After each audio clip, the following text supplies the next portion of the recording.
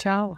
Čau. Man bija svarīgi, ka viņš ir drosmīgs pasaulē iet un darīt un būt tas, kurš saka, jā, es darīšu, nevis nē, tas nebūšu es. Kur tai pašai idejai aug kājas? Man liekas, šito priekšmontāžu. Ko tu jau montē? Ko tu dari? Kas ir tas, ko jūs nesat sev līdz siltākā bērnības atmiņa? Visam apakšā ir milzīga askeze. Liela atteikšanos. Man ir jautājuši, ko velc līdz to bērnu? Labi, kas jādara, es ņemu dronu ārā. Tur viņi paceļ mēmi vēl ar Sony filmē, ar dažu dronu lidoju, lai 3 kadru, tas bet slikti. Jo sarežģītāk, jo vieglāk kaut kādā ziņā. Vajag tikai tās lietas, kas patiesi tev iedvesmo. Vai kāds sapnis vispār var būt kādreiz par lielu? Tās prasa daudz. Jā. Tās prasa daudz, bet tas ir tā vērts. Vai saredzat, ka būtu iespējams uz sapni ar 2 mazajiem, vai uz sapni ar 3 mazajiem?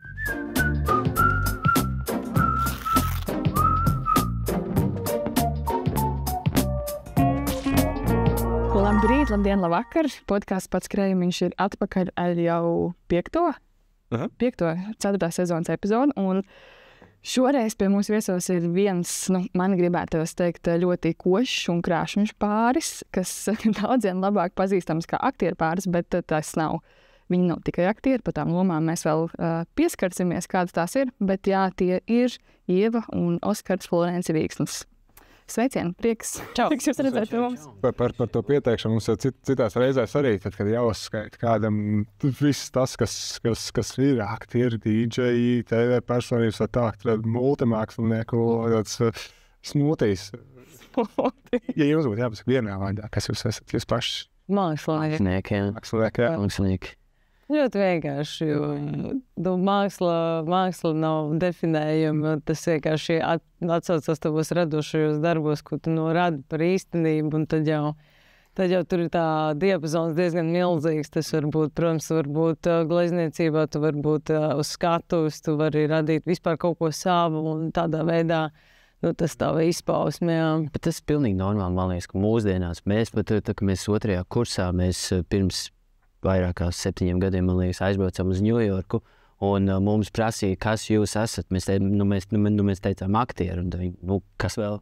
Ko jūs vēl darat?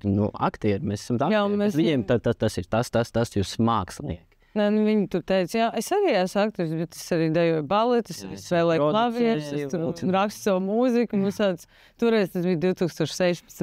gads. Mums bija tāds kultūras šoks, jo tā nebijām pieraduši, tu esi kaut kas viens, tu esi viens, un tu no sava tā kastes nekāp ārā. Jā, labāk paliec tāds, bet ne mūsu gadījumā. Jūs jau ieminējāt par to, ka mēs jau tiksim lomām un mākslas izpausmēm, bet es saprotu, ko jūs sakat arī raidījuma titros, uzskaitot visu, ko jūs darat. Tas katrs ir tāds zars, katrs ir tāda sava taka, kurā aiziet, un ja tu esi montāžas režisors, tavās rokās ir brīva izpausme radošā, kā to samontēt. Tā ir māksla. Izkrāsot uzreiz mākslu. Tā kā katrs tas ir jāsaka. Jā, bet tītri starp citu tāpat tā iemesla dēļ, ka mums ļoti bieži jautāja, piemēram, kas ir jūsu dokumentālo filmu sērija, tur stilists, kas jums brauc līdz, tur, nezinu, make-up, kas tur montē. Un tad visiem stāstīja, tā kā, jā, to es daru. Es domāju, es ierakstīšu titros, kādam interesēs, vienkārši apskatīsies līdz. Jā. Iestarpināt, iedod. Skatībā. Pirms mēs pieķeramies šīs dienas galvenajai tēmai, kas būs šis dokumentālo filmu sērija cikls uz sapni ar mazo, bet lielākais sapnis jāpiebilst. Jāpiesaka, ka šis podcasts top sadarbībā ar GO3, un arī, kā jau mēs iepriekšējās epizodēs esam apdāvinājuši savus iepriekšējos viesus, mēs arī gribam jums pasniegt dāvaniņu. Tātad Radio Star FM kopā ar grāmatnīcu Jānis Roze otrdienās radio eterā organizē lasītāju klubiņu. Un arī mēs gribam kopā ar Jāni Rozi jums uzdāvināt dāvanu. Tā ir bērnu grāmata Ingmars un Jūra. Tā kā jums būs vēl viena ģimenes aktivitāte, ko veikt. Zilā! Paldies! Mums arī jums ir dāvans. Protams, mēs sadarbībā uz sapni ar mazo mums ir mūsu dēla Leonards sveiciens, viņa pēdiņa, kas ir mūsu logo tāds punktiņš uz I, un tad tas ceļotāja gars un kāds saldumiņš arī jums. Wow. Vienmēr končī līdzi. Jā, vienmēr konči ir kabatā. Ļoti forši. Jā, ļoti labi. Paldies, Lielas.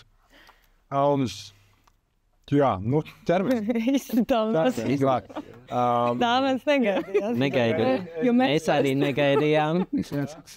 Mana sieva atkal būs dusmīga uz mani, jo man ir ļoti grūti ar tādu īpašo saldumu notiesāšanu. Es viņus vienmēr nolieku plauktā īpašākam mirklim, un tas nekad nepienāk. Viņš nogatavojas un uzplaukst. Bet ir jāpiebilst, ka ar šīm končiņām, ja nu kāds tiešām arī grib iegādāties un izvēlas, tad mēs no ienākumiem ziedojam labklājībai ģimenēm tām, kurām tās trūkst, un veselībai un tādām lietām. Tā kā tas ir par ģimenēm, bērniņiem tā. Nu, labi, ja jau kāja durvis, pēda durvis, tad kur iegādāties?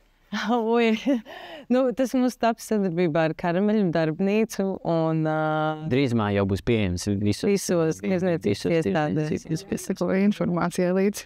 Jā. Mēs par tiem nākotnes plāniem parasti beigās. Bet nesāksim ar to, jā.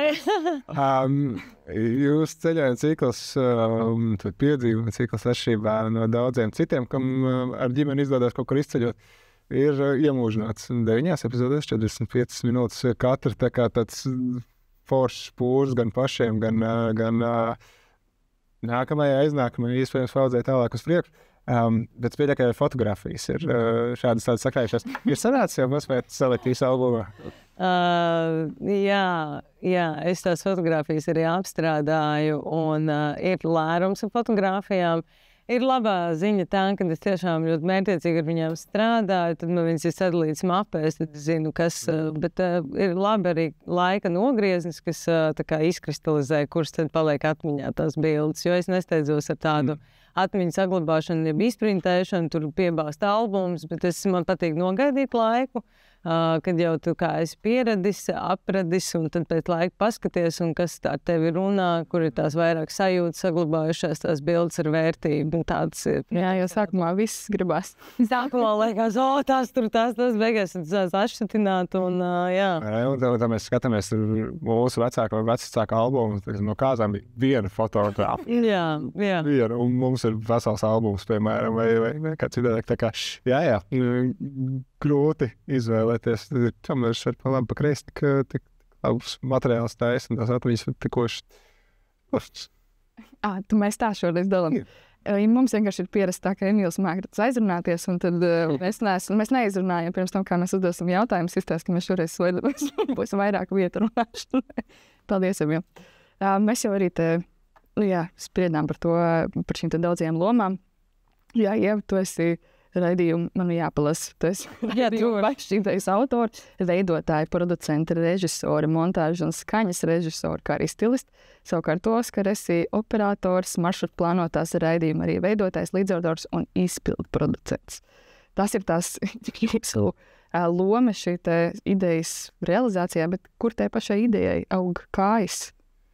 Jā, tas ir jauks jautājums, jo sāksim jau ar to, ka mēs ar Oskaru satikāmies aktieros. Tad liela laime, satikt tādu lielu mīlestību savā mīlestības profesijā, ko tu mīli darīt, un tad vēl ir mīlestība, un tas bija traks laiks, un visādi gāja.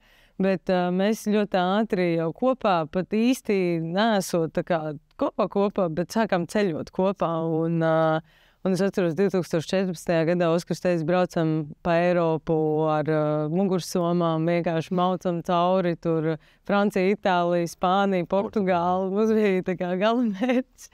Un tad jau aizrāvāmies, un tad jau mēs filmējām. Es visu vispār filmēju. Jā, un tad vēl nebija tik populāri vlogi, kā YouTube, kad tu skaties, kā citi ceļo. Un mums bija tāds aizliknis, ka mēs gribam tā kā, taisīt video un likt tādus savā YouTube, un mums bija tāds āķis lūpā, ka mēs to varētu darīt, lai vienkārši apceļot pasauli, gūtu pieredzi, kas mums kā aktieriem ir vajadzīga. Mēs paspējām būt arī tur Ņujorkā un Austrijā un Norvēģijā un visādi, tas pats process, kā mēs tur nokļuvām, ir vienkārši studenta tipa, viss. Traki vienkārši bez mantām kaut kur Ņujorkā, kaut kādā vienkārši sakarā, tur ir nenormāli forši stāsti. Un, protams, aktieri, kad mēs iestājāmies aktieros, tas prasa visu tevi, visu. Es saku, tāpēc liela laime, kad man aktieros ir lielā mīlestība, jo aktieri prasa atteikties no daudz kā, kas tev ir bijis, līdz tam tur draugu un tā. Un tad aktieri tiešām prasa daudz. Un tajā posmā, tagad mēs pabeidzām, mēs jau uzreiz sāku teātrī strādāt, Oskars tur citus darbus, un tā mēs tur muļājāmies. Un līdz piedzima mums bērniņš, un uzlika, protams, pasaule atkal apgriezās kājām gaisā, un vienmēr sirsniņā urdē tie sāpņi, kas tomēr ir kaut kādā ziņā nolikti tajā atvilknē, kur mēs tā kā neuzdrošinamies tomēr doties ceļā, un vienmēr tā kā kaut kā, visāds tādas aizbildniecības un tā. Bet es negribēju ļoti ātri skriet atpakaļ uz teātri.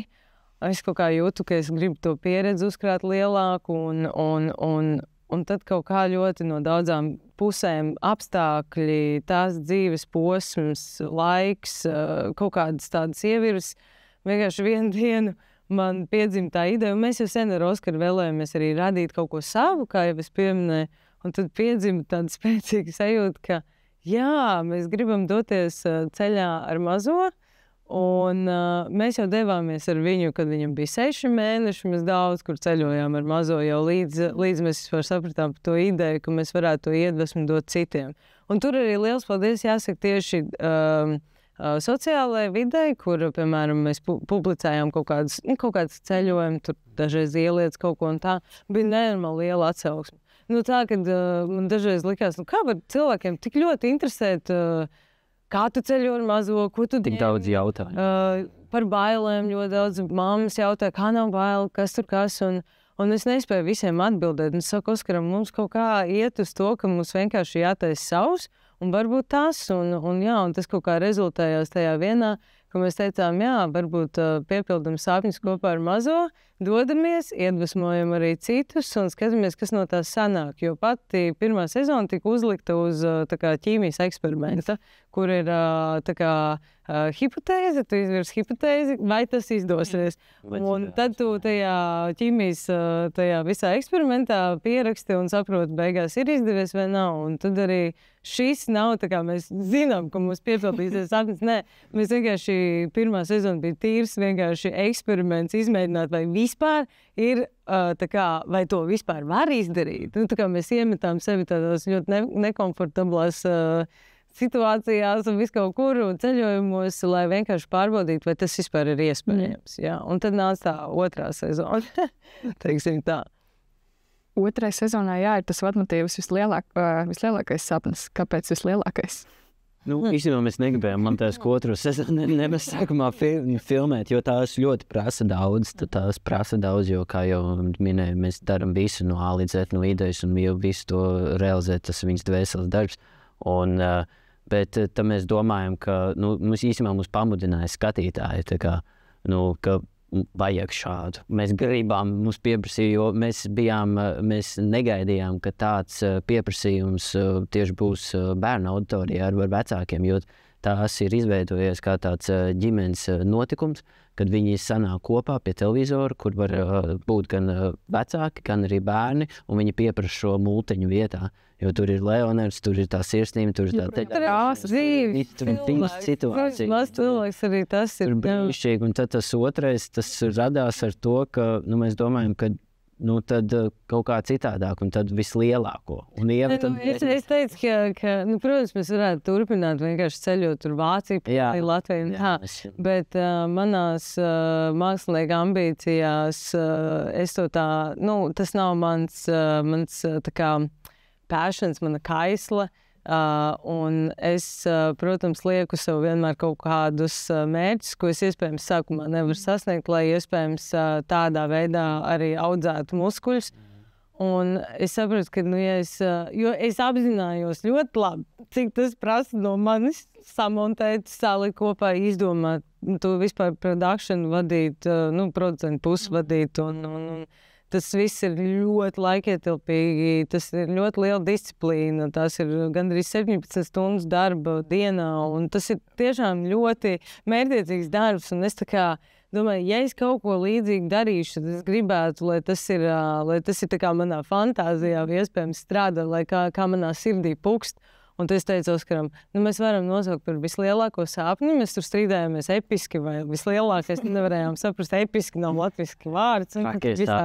Bet mēs par tiem trakiem, par tiem mums bija tā ideja, sākotnēji viņa auga no tā, ka mēs gribējām ielikt to ideju par to, ka bieži vien mums pašiem tie lielākie sapņi, ko mēs reāli īstenībā sirdī sapņojam. Mēs viņus nevienam baigi nestāstam. Mums pajautā, kas tas lielākais sapnis, tad tāds, otrs variants ir. Mēs noklusējam to lielāko. Jo mums ir īstenībā bieži vien vai nu bail, vai nu kauns, vai nu liekas... Filtrs, es tur būšu palīdzu dāks. Tāds kutelīgs jautājums. Un man gribējās to tēmu aizskart, ka cik viegli vai grūti mums ir īstenībā piepildīt to lielāko mūsu galvā vai fantāziju, vai par ko mēs sapņojam. Un tās, piemēram, vislielākais sapnis bija baļi, jo pirms gada mēs tiešām pilnīgi 100%, 120%, 200% ticējām, tas nav iespējams. Tas nav, es vienkārši konkrēti, peldēt kopā ar vaļu. To mēs izvirzījām tā kā vislielāko. Tā sākās vienkārši tā uzbūvēta sapni, jo tur gāja mums tāds krusts ar dabu un dabas stihijām, kā ūdens, uguns, zeme, gaiss. Un tad es vēlējos pieskarties tām visām tajā dabas sfērā kā cilvēks un mēs. Un tad es jau saku, Oskaram, vienmēr nav jau svarīgi, ko es kā domāju. Tāpat rezultātā kāds skatās, kāds vispār kaut ko citu saprot. Es saku, galvenais, lai tev ir kaut kas, uz ko tu ej. Un tā tas tapa, Tā atgriežoties vēl pie tās laika līnijas, aktieri tur pa vidu cenšaties ceļot, garais stāsts īsumā, iezīmes bērniņš. Šie te konkrētie sapņi, šie te 3 konkrētie galamērķi, tie jau bija jau tajā laikā kā sapņi, ja tie radās jau pēc tam, izrietot no šiem te stihijām, kur tad varētu aizbraukt un tad tikai nospraudāt tos punktus kartē, ja tie konkrēti punkti jau sēdēja iekšā. Sēdēja. Es biju izteikusi kaut kādu laiku, kad dzīvē, es teicu Oskaram vienreiz, tas bija diezgan sen, es teicu, dzīvē gribētu vienkārši peldēt, jo mana ūdens ir mana mīlestība, un es saulēžu esmu tiekusies, iemācīties vai tur snorklēt, vai kā jūra ir mans, augstās peldzes jau dara cik entos gadus, un tā kā es neizlaišu tās ūdens peldzes, tā kā visu laiku gribu būt ūdenī.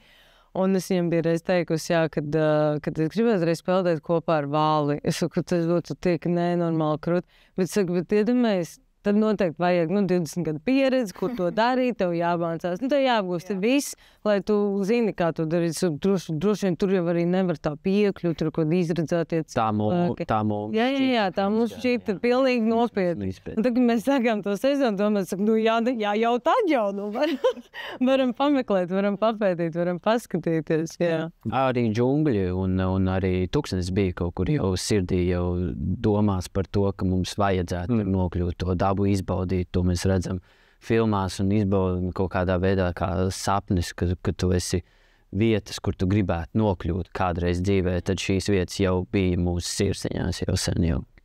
Kā jūs tam visam laiku atradāt? Tu jau paspēji jau nedaudz ieskicēt par to laikietilpi 7 dienā, bet tomēr kaut kādi darbi, paralēlie projekti, tomēr es nezinu, es pieļauju bērndārs, vēl kaut kas, tas nav 9x45 minūtes. To varētu skatīties. Tam visam, tam lielajam darbam, tiem lielajiem mērķiem, visam apakšā ir milzīga askēze, liela atteikšanos no daudz kā. Es to sauktu par tādu, kā vienreiz dzirdēju ļoti labu formulējumu tam, kā tas arī ir, ka tad, kad tu ar sevi vienojies un pieņem to, ka visu tu ej uz mērķi, tad vispārējais neskaitās, tā kā cik tu nopelni vai kādas tur ir, nezinu, tavs darba stundas vai tam līdzīgi. Ja tu ej uz mērķi, tev viss ir pakārtots tam, un tā ir tā, ko Oskars saka, askēze. Mēs neesam satikuši mūsu vecākus, draugus, mēs neejam uz ballītēm, mēs nelietojam alkoholu jau gadu, man liekas, nezinu, vairāk. Mēs nepērkam drēbes, mēs vienkārši dzīvojam pilnīgi mērķim, Un tas ir tas, kas atšķir lielāko daļu, man liekas, arī tā kā to dzīvi, tā kā, kas atšķir, kāda tev viņa bija un kāda ir, kad tu dari to kaut kādu savu mērķi, ka tu uz to tiešām tiecies un uz to ej. Tad tev viss ir tam pakārtots. Un tad laiks, protams, tu samazini visu līdz tam minimumam. Tev paliek, tā kā bērns prioritāte, tev paliek darbs otrajā vietā, cik tu vari izdarīt, stundas tu neskaiti. Es vienkārši vienreiz saskaitīju. Man bija tāds, ko? Tas nav normāli. Jā, Tik daudz vispār nav nemaz. jā. Nē, vienkārši tā, ka es ceļos no rīta, es vingroju, tas man palīdz tā kā stabilizēt savu tā kā visu emociju garu, saprast, kādi ir tur galvenie svarīgie mērķi dienā. Es ķeros uzreiz pie darba, es ļoti maz lietoju sociālos tīklus dienās, kad es strādāju, izņemot reizi, kad man tur kaut ko ieteikt publicēt vai kaut kādu, nodot kaut ko. Es neskroloju tādā garā, un tad tu ļoti mērķiecīgi, vismaz tās 3 stundas no vietas nostrādā, pēc tam tev kaut kāda pauzīte, tad atkal strādā, citreiz bez pauzītēm, tad ir, kad bērns jāizņem no dārziņa, vai kad viņš slimo, tad cits tās viņš strādā kopā ar mani. Tad viņš kopā ar mani. Jā. Sēž pie montāžas. Jā. Viņš pie mums strādā. Jā, viņš strādā. Un tad ir tas cits ritms. Oskars, kā mans izpildproducents, uzņemās ļoti bieži šo tēva mammas lomu, vairāk par sadzīvu, vairāk par bērnu. Es savukārt jau kaut kādas tādas mammas lietas, kas ir obligātās dodu bērnam, un tāpatās es sevi arī nedaudz distancēju, lai es varu izdarīt kaut kādus darbus. Tas prasa lielu tādu commitment, jeb tādu, tādu savāktību uz to, un tad jau var izdarīt, bet tas noteikti nav viegli. Tādā amploā ir tās cīņas ar savu ego, ar savu mazo. Es taču gribu atpūst. Gribu to, varbūt man vajadzētu to. Jo īpaši es jau pežālot sevi. Jā, es tūkstnes sāku montēt pagājušajā vasarā, un tas bija ļoti grūti. Vasarā, tas bija traki. Tas es gribu būt skaisti, es gribu būt tāds, es gribu šeit. Un cerot, tad nav viss, tas ir, nē. Un dienas beigās jau tāpat tās liela vērtība un jēga ir tam tevis mērķim vai sapņu sasniegšanai, jo tādā veidā tu patiesi arī iegūst lielāko, manuprāt, to pieredzi, kaut kādu savu izaugsmi. Tad es, piemēram, kā es pirms gada skatījos lietām, vai tagad, kā es skatos, ir mainījies. Un tas ir ļoti interesanti, tāds tavs cilvēki arī, kam tu izēji tā kā cauri. Tad jūs ne tikai tādi ceļošanas ietekmētāji, bet arī varētu kļūt par produktivitātes kočiem. Jā, mēģināt. Lasīt lekcijas, kā optimizēt laiku. Nē, mēs jau tiešām ar to darbu, tas mūsu mērķis primāri iet un, piemēram, rādīt tos ceļojumus. Tas vienkārši kvalitātes standartā ir tas mūsu redzējums, kā mēs to redzam, kā mēs to gribam. Varētu arī vieglāk, varētu arī citādāk vienmēr. Bet tā ir tas, kā mēs to darām, ir cits tas redzējums, un tas, kad ar bērnu, mēs daudz par to domājām, nebija jau tā, ka mēs uzreiz tur, mēs rādīsim visu un baigi forši, bet mēs diezgan apsvērām to, kāpēc mēs to darām un kāds ir tas mērķis, jo mums tas mērķis arī ļoti tāds skaidrs ir, ka mēs patiesi vēlamies iedvesmot ikvienu cilvēku tiekties uz sapņiem un uz to ceļu, kuru viņš vēlas dzīvē, piemēram. Lai arī kādi tie būtu. Lai arī kādi varbūt apstākļi atspērties no tā, kas tev ir. Un ļoti bieži vienkārši, kad ienāk, mēs arī esam tādi jaunieši, un tad, kad mums bērniņš piedzima diezgan jauni, tiešām no draugiem daudz dzirdējām, ka mēs tagad vēl bērnus jo mēs vēl gribam baudīt dzīvi. Un tad es sāku domāt par to, kas ir baudīt dzīvi. Un man vienmēr bijis tāds sajūts, ka es gribu bērniņu jaunībā, lai mēs varam kopā piedzīvot, lai es varu kopā ar tevi skriet, lai ir forši. Un tad, kad piedzima bērns, es sapratu, kādas ir tās atšķirības, protams, starp dzīvi, ka tu dzīvo sev tikai. Un starp dzīvi, ka tev ir ļoti liela atbildība katru dienu, un tev vairs nav tā kā, nokārto matemātikas eksāmeni. Draugi, Tā kā tas ar bērnu vispār nekas līdzīgs, un tev katru dienu ir kā vienkārši liels pārbaudījums, pārdzīvojums, Un es domāju, gribās arī iedvesmot to, ka ar bērnu mēs kopā varam, un viņu, jo bērns jau, tā kā audzināt, bet audzināt arī ir tā kā es tevi audzinu,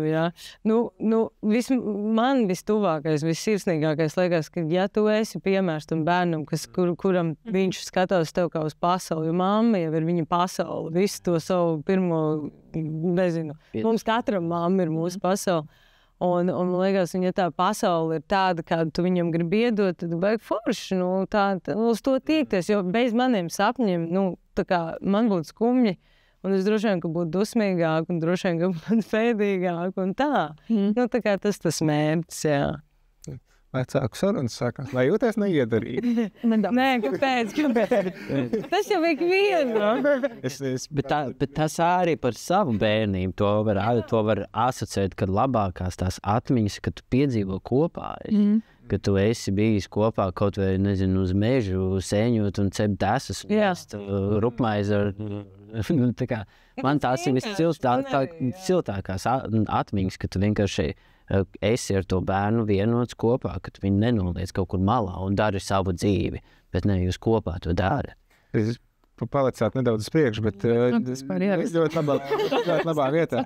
Skaidrs, ka Leonardam būs šis viss krāšņais piedzīvojums, ko ņemt līdzi un turēt siltu pie sirds, un ja kaut kas nedaudz pagaisīs atmiņā, tad būs ko uzslēgt to lenti, pagriezt atpakaļ, paskatīties, kas jums ir tajā lentā, kas jums ir tas jūsu vecāku vai radu viņu uz sapni ar mazo. Teiksim, kas ir tas, ko jūs nesat sev līdz tad siltākā bērnības atmiņa?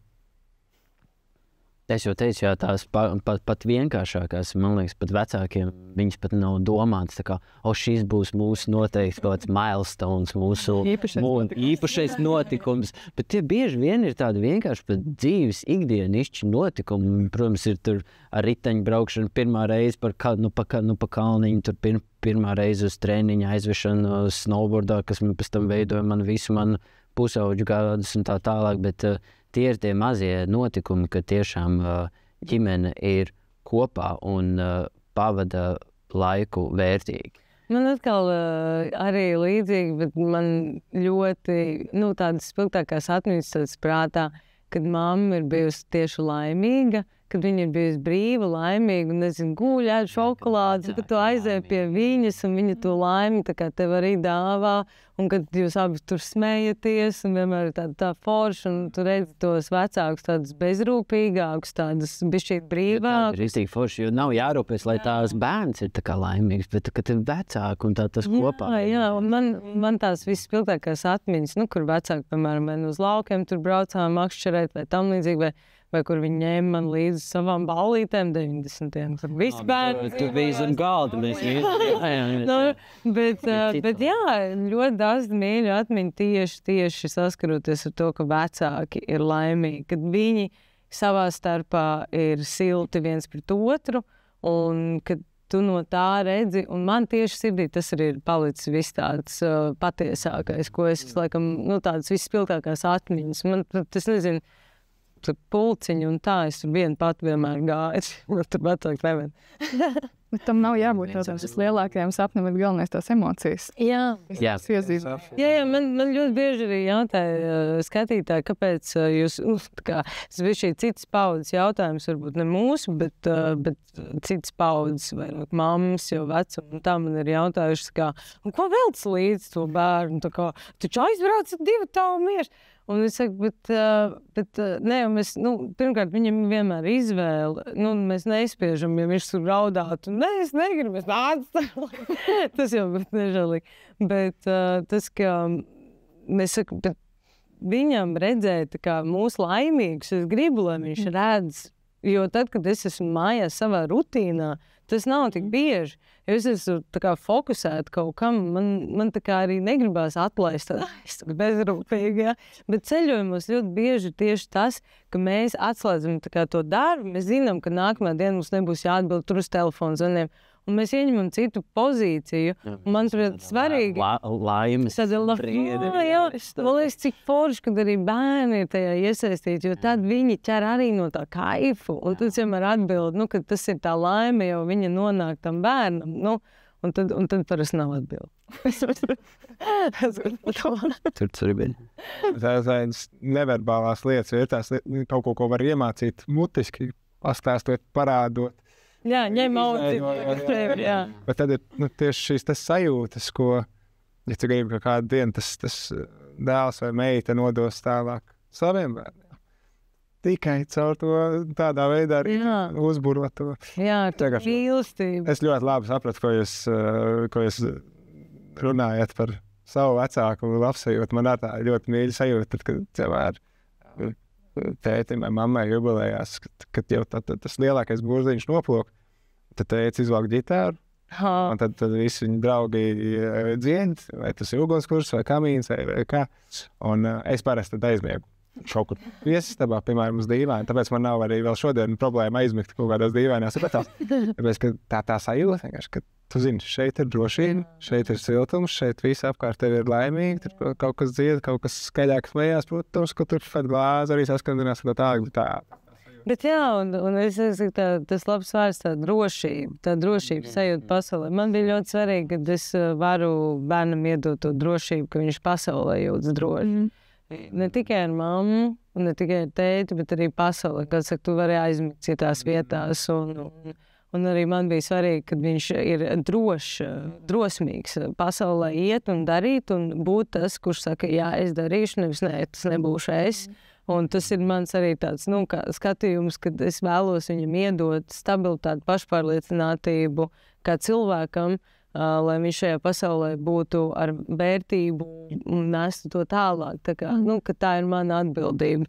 Un, protams, katram mums ir visādi veidi, kā mēs to varam izdarīt, bet, svarīgākais, laikam, ir palikt pie tā, kas tev ir labi, un tas arī tā kā bērnam būs labi. Par to ir jābūt, man liekas, visatbildīgākajiem, jo tagad, protams, izvēloties profesiju, vai ja tev darbs nepatīk, vai kaut kādas tādas lietas pie tā ir jādomā. Tu nevar atstāt tā kā uz ilgu laiku karājoties gaisā, jo tas tādā ilgtermiņā nesniedz, manuprāt, nekādu tādu baigo jēgu.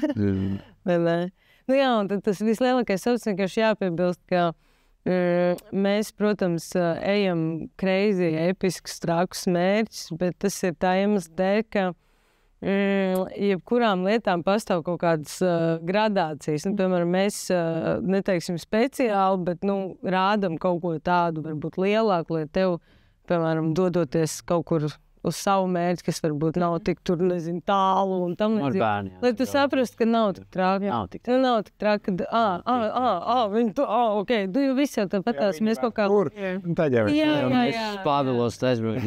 Un citu, man tieši tādā veidā ļoti daudz ir atrakstījuši, ka viņi ir aizbraukuši. Jā, ļoti daudz ir aizbraukuši. Skatoties, ka mēs esam kaut kur devušies pilnīgi crazy, tad viņiem ir bijis tāds, kā tu saki, te jau mēs varam, un tad viņi uzreiz, viņiem ir bijis kaut kāds tāds bišķīt grūdies, bišķīt tā iedvesma, ka, hei, tu arī vari, dodies.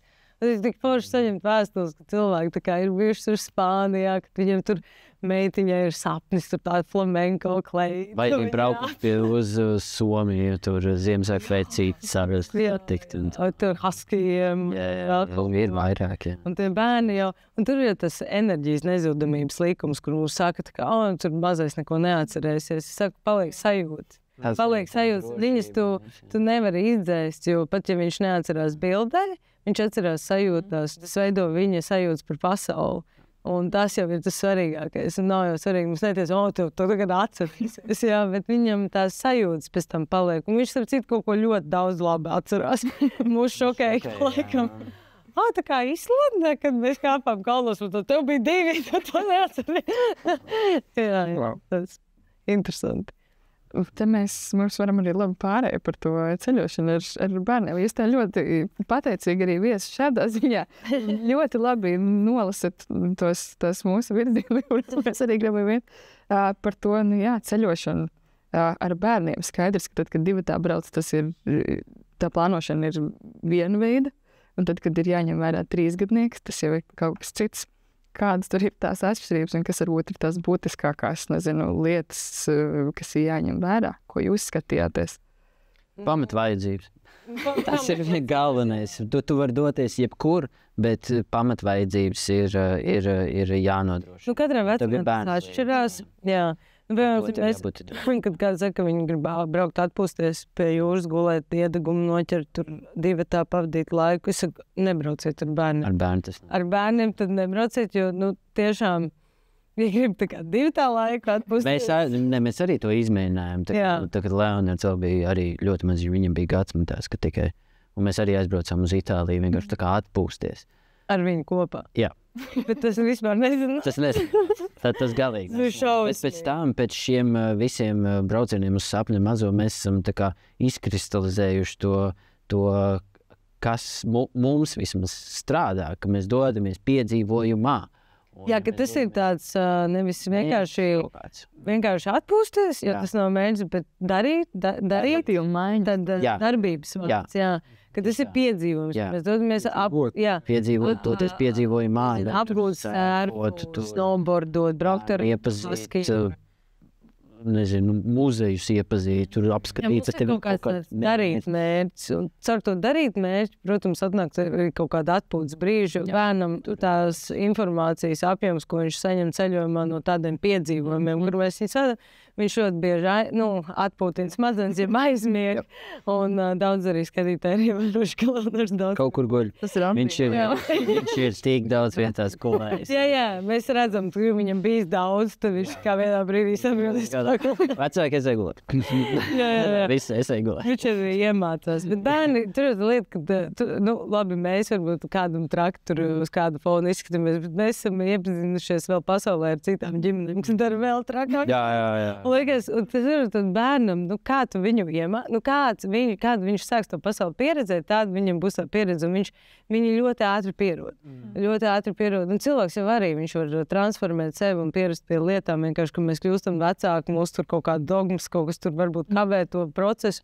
Bet jo mēs esam atvērtāki, tādi sūkļi par pasauli, jo mēs ātrāk varam uzņemt un aklimatizēties un pievērsties. Un tad, ar Leonardu, kā Oskars saka, pamatvajadzības, tas ir, ēst, gulēt, padzerties. Mammas. Tas visu laiku ir jābūt, ka tev ir kaut kas, ko iedot, kaut kas, ko, būt uz vietas, dzert vai kur siltums. Un tev visu laiku. Jo kad mēs ar viņu ceļojām, pirmajā sezonā viņam bija nāpi 2 gadi.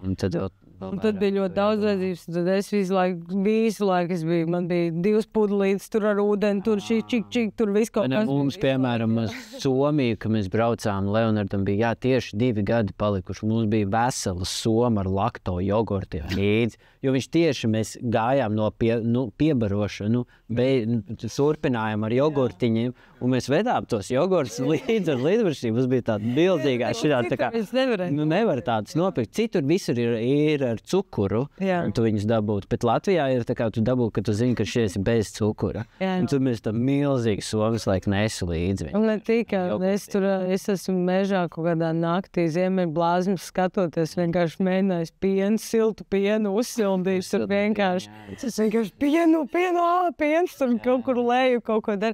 Bet kad es daudz atbilstu tajā aprūpē, lai tu tam bērnam iedotu brīžos, kad viņam visvairāk nepieciešams siltums. Tas ir vajadzīgs. Tas ir vajadzīgs. Par to ir jāpadomā. Jo es arī novērojis lidmašīnās braucot, tā kā tie bērni, kur ir raud, es vienmēr skatos, pavēroju, lai man ir kaut kāds priekšstats, kāpēc. Pārsvarā mans novērojums ir tāds, ka viņiem tiek bāzts ekrāns sejā, bet netiek ņemts vērā viņa pamatvajadzības, vai tā ir mammas siltums tajā brīdī, bet tas ir, ka viņš gulēt grib, ka viņi mēģina nolikt gulēt, vai ēst, vai čurāt, vai kaut kas cits.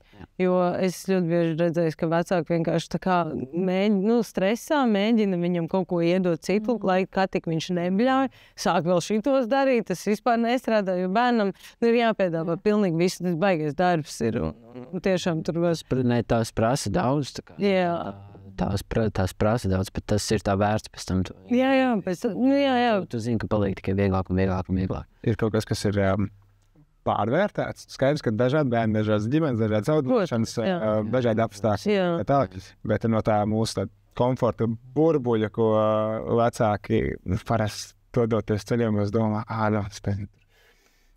kā ar ratiņiem es tur tikšu, vai tur kaut kādas tās pašas pārtikas, vai varbūt, ka tur medicīniska rakstura, teiksim, vai es tur, ja man vajadzēs, vai es tikšu pie ārsta, vai es netikšu, ja tur kaut kas iekodīs vai kā citādāk.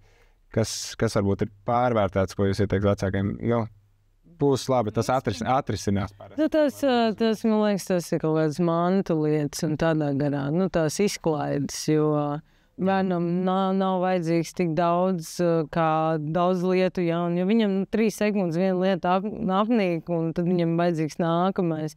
Var jau visu kaut ko izdomāt arī pats ar sevi, izklaidēt ar ēnām, ar pirkstiem, ar spēlēm. Kaut kādas, mēs bieži vien esam iemācījuši ļoti daudz kamstrī, mēs iemācījāmies, šās īkšķu spēles iemācījāmies. Tad mēs tur visu kaut kādas pētam ķermeni, visu kaut kādas tas, jo mēs bieži vien neņemam līdz tik daudz mantu, jo, mums vienkārši negribas stiept tās mantas, jo tā ir daudz. Un jā, par tiem snakiem mēs arī, tā kā, končiņi mums vienmēr ir līdzi, lai viņš nomierinās, tā kā trobērnu saldumu, man liekas, jo viņam ir tāds, ja uz mums jau ir grūti ceļot, viņam ir vēl grūtāk iespējams. Dažreiz cukurs ir vajadzīgs. Dažreiz cukurs ir ļoti vajadzīgs, tad mēs sakam, jā, labāk konču paņem līdzi, kā, Garībā kāds, bet vai... iemāc dzert ūdenes un iztīrīt zobus, un tad tas būs tāds komplekts, kas būs ok. Protams, par medicīniskām lietām, tur īsti nevar pārspīlēt. Man pašai 2 koferi ar visu līdzi, kas, jā. Es arī, piemēram, braucām tagad pāri uz okeāni, tur Fidži un tā. Es izpētīju visas vakcīnas un tādā garā, lai arī, ir mums te piekritēji, nepiekritēji. Es tāpatās, mēs visi AB, tīvs, vēdera gripes un viss, obligāts vakcīnas jāveic, jo kā mēs aizbraucām uz Fidži salu, un pirmais, ko mums pateica, mums te ir izplatījies vēdera vīrus. Tu nevar visu salu, tu ko tev dod. Mēs ēdām, bet tā labā ziņa bija tāda, kad es to pārcietu nevis tur nedēļas laikā, es pārcietu pusotrā dienā 2. Man palika slikti, es vēmu, tur viss bija tā kā pēc grāmatas. Bet es pārcietu ātrāk, biju atpakaļ uz kājām jau un gatavu darīt, un bērnam tas arī labāk strādāja. Vai arī es prasu ārstam izrakstīt kaut kādas recepšu līdzekļus, kā piemēram džungļos, kur ir liels, lietas mežā mēs ejam, liels mitrums, tur nekas nedzīs, nedod Dievs tu kaut ko uzplēs, un tu nedzīs, tāpat kā sērfojot, saulesūdens okeāns nedzīs. Un tur tās mitrākās lietas, un tad ir tāda bakteriāla smēra, kur tu uz tā pušumu visu laiku smērē, lai tur vienkārši infekcija neieiet. Tādas lietas īstenībā ir ārkārtīgi svarīgas, par ko mēs bieži vien tā kā nepadomājam, ko es vienmēr tā kā vēršu uzmanību. Mums tādā ziņā paveicās sadarbības partneriem ar raidījumā, jo mums mēnesi aptiek, bet tur aiziet stāsts. Visu izstāstījāt. Jā, tādā ziņā drošība nekad nevar būt par daudz, jo tie, kas paniko, tie visdrošāk arī visticamāk aizceļo. Tā kā par tām lietām, kad bērnam jāpadomā, lai tur ir viss, jo nevar nav. Tu nekad nezini, kas ko. Bet tu arī jūties daudz drošāk, ja tu esi izpētījis to lauku un tev zini, tā kā tev ir visi tie instrumenti, lai rīkotos jebkurā situācijā. Jā, tas ir ļoti pētījums. Mēs ļoti daudz pētījums. Jo tam pašam vēlēm es zinu, ka vai tāpat pārtika, kamēr pa Eiropu ceļot tikmēr viens, viņi brauc uz laukā uz 3. valstī. Tas pašas medikamenti, tie, kas pie mums skaitās kaut kādas nervu zāles, it kā parastās, visiem pieejamās, tas kaut kur rādīt galā jau skaitās kā narkotika, tu vari normāli ieiet jau pasēdēt par kaut ko tādu. Nedod Dievs aizbraukt kādu valsti, kur tas jau skaitās arī kā varbūt kāds nāves sots par to, jo ir, tā kā tas viss ir jāizpēr. Nē, tas ir jāizpēr. Mēs arī tur esam bijuši, tā kā mēs iebraucot kādā Fidži salā, mēs saprotam, ka mums ir kaut kas tāds, ko mēs nedrīkstam ievest. Jā, es nezinu. Jā, mēs Es kaut kur. Tā, kas daudz ko varbūt arī nezinu. Es daudz domāju par to tieši filmēšanas aspektiem. Es tur plānoju ļoti daudz. Oskars atbildījuši vairāk par to maršrutu un izpētīt, un mēs dalāmies savā starpā. Bet, tur bija tur skaists gliemežvāks, tādas plaukstas lielums, tur, oh my God, tik skaists. Un es nezināju, bet es jau viņus biju pārvedusi turpat pakaļ caur jau kaut kādiem 3 lidmašīnām. Tikai beigās uzzināju, ka viņas nevar, un mani nošķiros te. Neteikšu, ka es Bet, ja mēs iebraucām iekšā, mēs vedām mazajām svaigus ābolus. Jā, to arī tu nevari. Kaut kādas dateles un tā, un visu mums pateica, ka mums izsaka brīdinājumi, bet viņiem ir ārkārtīgi liela sodi uzreiz. Ja tu, piemēram, visa Austrālijas Sidnē vispār tur neko nedrīkst ievest. Tur arī neko nedrīkst ievest. Tur ir jādeklarē ēdiens, kuru tu ieved iekšā. Jo viņiem pastāv visu regulācijas starp Eiropu un to zemi, un viņi ar tiem vīrusiem un visu tur tā mēģina un visu pasargāt. Ar ceļotājs parastais, tas rūpmais. Jā, tur ir goplēcis, nevar rūpmais. No droni, tehnikas, tas jau ir atsevišķi. Es tieši gribēju jautāt, jā, par kas varbūt ir tāds, kas sāpīgākais, no kā nācās atteikties no tām lietām, ko jums vajadzēja līdz šajos ceļojumos, vai tā ir bijusi tehnikas vienība, vai īpašie jogurtiņi, vai vēl kas. Tehnikas vienība. Tehniskā lieta operators. Mums varēja nodarīt. Vajadzētu. Bet Austrālijā nevar ievest. Operātori aizliegts. Jādeklarē. Jā, augstismu visaugs sodi, jā. Kaut kas tāds, jā, kas varbūt, ka būtu bijis nodarīts. Jā, tāpat drones ar kaut kādās valstīs ir tas, ka tev ļoti skatās. Mēs, piemēram, Marokā vispār ir aizliegts ievest dronu. Kā kategoriski karalis ir aizliegts, un tur vienkārši tur viņu nevari nemaz arī tur dabūt cauri. Pie lidostas tev viņi konfiscē. Jā, un es savā producentu pusē mēģinu nokārtot parasti visur, tur, kur mēs filmējam, lai visa valsts zina, ka mēs tur esam un filmējam. Un tad man ļoti svarīgi ir sazināt, būtībā, vai ne visa valsts, vai vismaz rajons no sērijas, bet es daudz runāju ar konstitūcijām, sūtu gan mūsu tur piedāvājums, ko mēs vispār darām, un tad tas parasti par viņam arī ļoti ilgu laiku, kur no 1 līdz 3 mēneši, un tad ar Maroku bija tā, ka pirmkārt jau viņi visi tur franču valodā runā, otrkārt, tur bija daudz, bet man vajadzēja dabūt to dronu iekšā, un arī atļauju filmēt, jo es biju dzirdējis, ka Marokā, ja tev policija paņem, un ja tev nav atļaujas vispār, tas tā diezgan neforši var gadīties tur visādi. Mans uzdevums bija nokārtot. Un tad es rakstīju dažādām filmu studijām, kur man kāda viena filmu studija atbildēja, ja mēs netaisim tā kā kopā filmu, kas tā kā bāzējas Marokā par redakšanu tur kopā ar mani. Ja mums nav sadarbības. Ja mums nav tāda konkrēta sadarbības kādu projektu, tad neko nedrīkst, tā kā tur droni nekādi noteikti aizliegt. Bet viņi man iedeva hintu, kas var uzrakstīt karaļim. Marokas kultūras. Jā, Marokas kultūras ministram. Es uzrakstīju franču valodā Marokas kultūras ministram, vai viņš var dabūt man iekšā un iedot man atļauju filmēt Marokā un tūkstnesī un varbūt arī. Tīsmas gadu tieši. Un neticam, viņš man atbildēja. Jā, viņš atbildēja. Mēnesis bija jāgaida, bet viņš man atbildēja ļoti silti. Un viņš pateica, ka viņš sagatavos, viņš man sagatavoja dokumentu, parakstītu Marokas visi zīmogu valsts. Ka mēs varam filmēt. Bet dronu viņš tāpat nevar dabūt iekšā. Jā, bet dronu viņš nevarēja. Viņš teica, tas nav manā spēkā. Tas ir karalis, tur ir vēl gads jāgaida. To es nevaru. Tad uz vietas var nopirkt, piemēram, un... Nevar to nopirkt, Nevar. Bet mēs dabūjām citādāk. Šits ir labs, kāpēc sociālajā tīkla dzīvē nodara. Sociālajā tīkla ļoti nodara. Un tad es, protams, pētot vietas, kur mēs braucam, pēt arī no visiem resursiem, kas pieejami internetā, tur gan Google, gan Instagram, viss pētu visu. Un tad es zināju, ka man ir daži tādi konti, kā videogrāfija vai darbs man patīk, un es dažiem tiem cilvēkiem tieši tūkstnesī uzrakstīju, vai viņiem ir drons, un vai viņi būtu ar mieru apmainīties, ka mēs viņiem dodam, piemēram, samaksu, un viņi mums dod dronus kaut kādu laiku uz tūkstnesi. Un tad viens piekrita, un pateica, jā, mēs aizbraucām, viņu satikām, apmainījāmies, viņš mums visi izstāstīja, kur var filmēt, kur nē, jo nedrīkst filmēt pārsvarā visur, izņemot kaut kur dziļi tūkstnesi. Mēs pašā tikai tūkstnesī šomu filmējam. Jā, jo īstenībā tāds kadri, kā ir uz aptuveni mazo, visu tā kā nevar tā dabūt vienkārši, jā. Tad ir Stokos. Nē, Dubajā tu vari dabūt. Tad tur ir tūkstnesis un tur citas vietas, bet mums tieši interesē tā kultūra un viss tur. Īsti nav atbildi, tas uz jums nesajādā. Uz mums tas neatiecas. Jā. Un tad mēs, tur lidojam pa logu. Jā, Nu, tas ir to Māruku, atkal savukārt citur, protams, tas tehnikas apjoms, kas mums ir līdzi, mēs filmējam ar 3 GoPro kamerām, 4 ir līdzi. galveno kameru. Tad Sony ir galvenā kamera, tad ir drons, Mēs paši filmējam. telefons. Es tur nepierakstīju, ka es operators, jo daudz, kur es operators, es arī stāvu pie drona kadriem un komandēju ļoti bieži, un saku, kā, nē, man vajag šitā.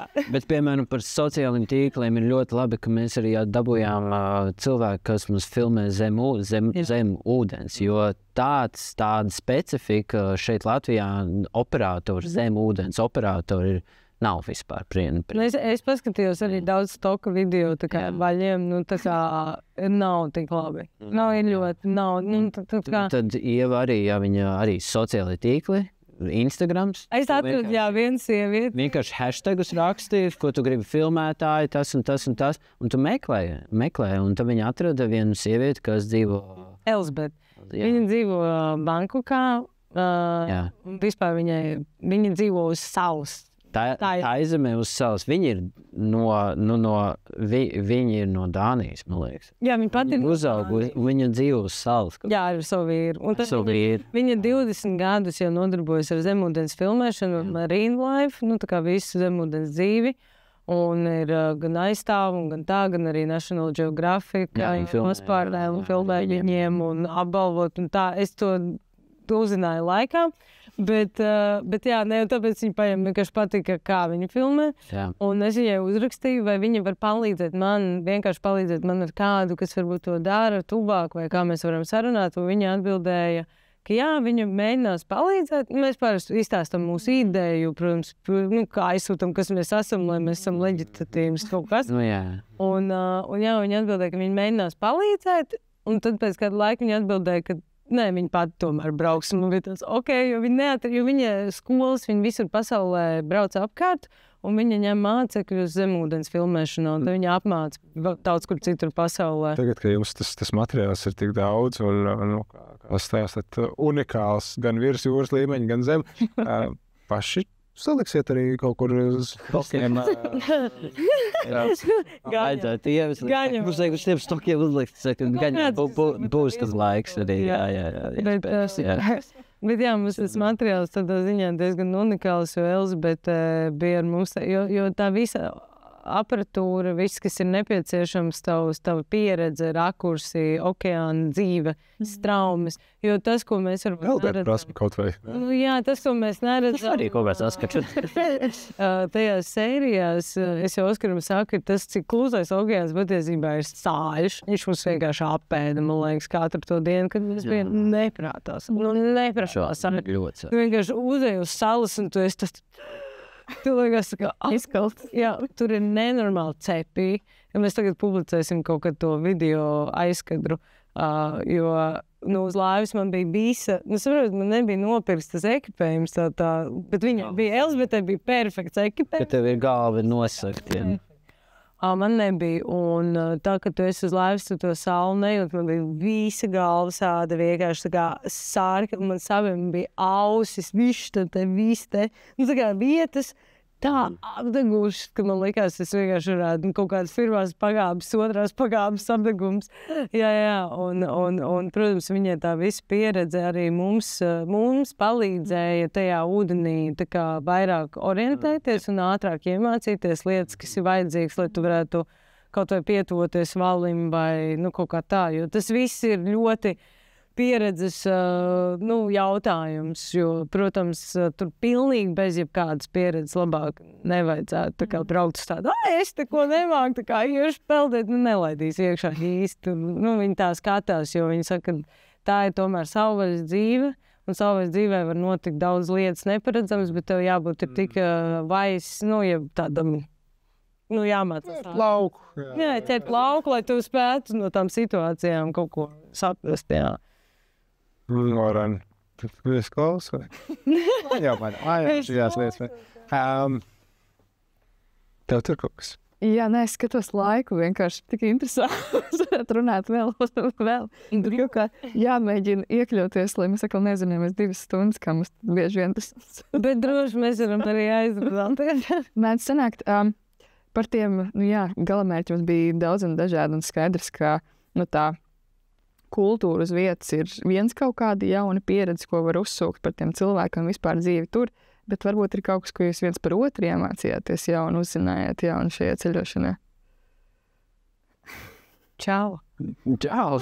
Mēs te satiekamies. Mēs bieži vien satiekamies, ka Ieva tik daudz spēju un tik ir māksliniece to, zinām, bet ka viņa ir tik arī drosmīga un pārliecināta. Tad tas tā kā izriet no tiem braucieniem, jo bieži vien, ka es vēl jūtos, ka es varētu 2 soļus atpakaļ, Ieva jau ir iekšā, un man tāds paga, kā mēs, un viņa jau ir tā kā zina, aptver lauku un redz to bildi, jo ir tādi brīži, kad es vispār netveru, kā viņa domā, cik daudz laukiem, tā kā skata punktiem viņa domā, un tas man pavēr multitaskings tāds, tā kā, jo, piemēram, ir super agrs rīts tuksnesī, tā kā mums ir jānoķer šis saulēks, jo, tam jābūt ir skaistiem beigu kadram, visam jābūt, un Ieva jau ir izdomājusi, jau ir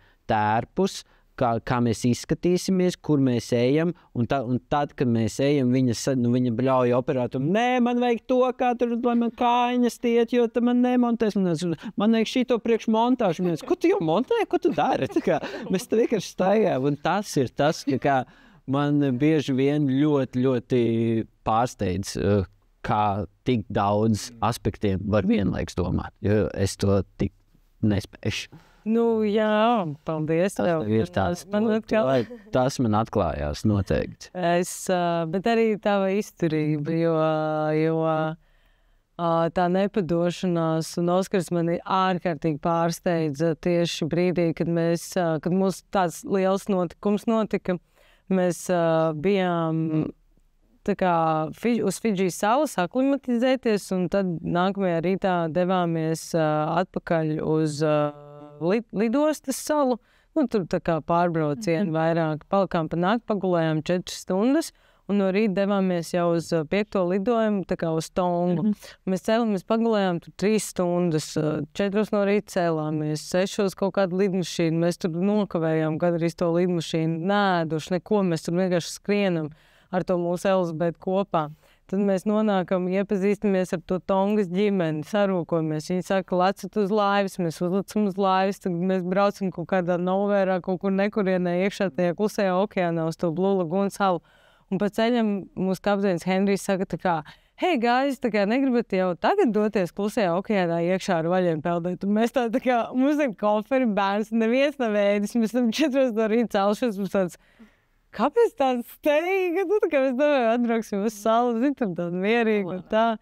Un tā Elizabete man pačuks, ka viņa redzēja, ka šajā apvidū tikko piedzimis baltais kuprabalis, kas ir otrs tāds balis pasaulē. Tas ir super unikāls. Tas ir kaut kas, tā kā historija, vēstures notikums. Un viņi saka, viņi tā kā grib piedāvāt, jo viņi zināja, ka mēs filmējam, tad viņi gribēja mums tā kā atstāt spotu, vietu, kur mēs tā kā varējām ielikt un apskatīties iespējams. Jo tieši tajā dienā viņš bija atrasts tur, viņš bija pamanīts un citi gaidīja mūs, lai mēs tiktu tur. Jā, un mēs jau, protams, neteicām, nē, es tā kā...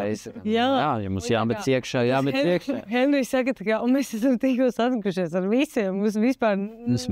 Nav nekāds sapratis, kā mēs darīsim. Mēs neesam gatavi, mums nav sagatavotas kameras. Mēs jau pa ceļam ar Oskaru. Tā kā Henrijs saka, tā, mēs aizbrauksim, koferus atstājam uzreiz dekā, uzreiz paņemat ārā. Hīdrs, uzvelkat hīdrs, blaižam. Nav laiks, saule, kamēr mēs tā kā, ok, tad mēs ar Oskaru tā, kura kamera, kuras atmiņas, kāds tad tur ir salikts. Tur ātri saliks.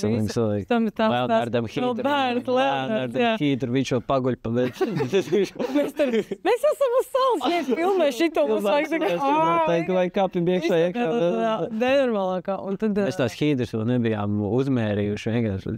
Jā, es uzlauku savu sīkiem savu, tad mēs Oskars tāds arī uzlauku savu hīdru, mēs tad laivā iekšā. Braucam. Jā, un braucam.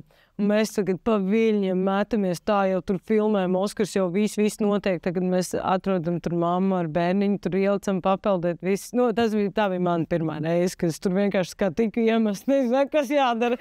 Vienkārši viss likās, un tur sirds gandrīz apstājās, to tā viss likās vienkārši kreizī. Pēc tam Leonards saka, jā, ka viņš nāks ar mani, un mēs esam uzgājuši to balto valu. Un tajā brīdī Oskars vienkārši vēmj uz laivas. Brutāli, viņam sākās, viņam palika ļoti slikti. Un saprotu, viņš... Man nekad nav bijusi jūras, bet man palika ļoti. Un ir tas baltais valsts, un es viņam saku, Vēsturisks notikums. Vēsturisks notikums. Es tev nevaru palīdzēt. Tā lai jūs mājās, lai ciešo. Jā, es saku, neko mēs nevaram, tev ir jāfilmē. Tev ir jo man ir jāiet ar bērnu iekšā. Es saku, tev ir jāfilmē, es eju ar bērnu iekšā, es ar GoPro nevaru nofilmēt. Es saku, Elizabete, nepiečakarē mūs. Un es tajā brīdī, labi, kas jādara, es ņemu dronu ārā. Tur viņi paceļ mēmi vēl ar Sony filmē, ar dronu lidoju, lai 3 kadru, tas bija slikti. Un Elizabete tur filmē, viss tas tā kā... Tas nebija viens etus, mēs jau ar balto valu, tas samontēt sērijā ir kā viena reize, bet mēs ar viņu kad 3 reizes. Jo pirmajā reizē es arī peldēju kopā, un pēc tam Ieva nākamās 2 reizes ar Leonardu. Man bija tik slikti, ka es nevarēju iekāpt, bet es filmēju visu no ārpus, tāpēc ir tie kadri, bet es vienkārši nepadevos.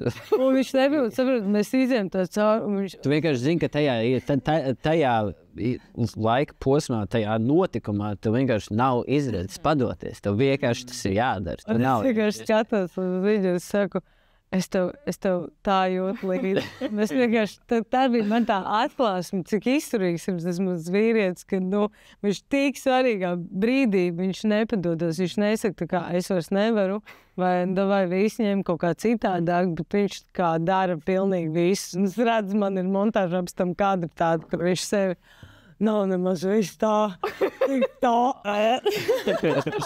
Saka, labi, šito laikam nemontēšu iekšā, lai paliek aizskatīt. Tur vajadzētu backstory, tam visam šādu ievadu, jo tur nevar tā izstāstīt. Jā, nav tie kādi hidra pa cieši, un viņš sakars uz tās laivas, un vēl tas fokus visu laiku kamerā, to vesti. Zin kā, ka tev vestibulārs, kad tu esi uz laivas, vienmēr saka, ka labākais ir skatīties uz horizontu stālumu, lai to viņš tā kā nekustās. Bet saka, ja tu esi tajā mazajā ekrāniņā visu laiku šajāds, te. Un tad tie, kur te dziedz ar Ingveru zēls, mums nebija laika, mums bija tā kā hidras iekšā. Uzreiz mācīju. Kaut lai skatītāji, klausītāji droši vien, ka zina, gan labi braucot ar mašīnu. Jā. Blakus sēdētāju aizmugurē, jāsim telefonā. Telefonā, jā. Horizonti paliek labāk, tā kā var tikai izstāvoties. Jā, kamerā. Jā, saulē un jāskatās. Tā laiva vēl viss, tā kā okeāns jau viņš kaut vai mierīgs, tāpat viņš viļņojās drausmīgi. Viss tas, ko... Tu arī esi izturīgi. Jā, es esmu ļoti. Tu esi vēl izturīgi. Es pat brīžos, kad vajag saņemties visu,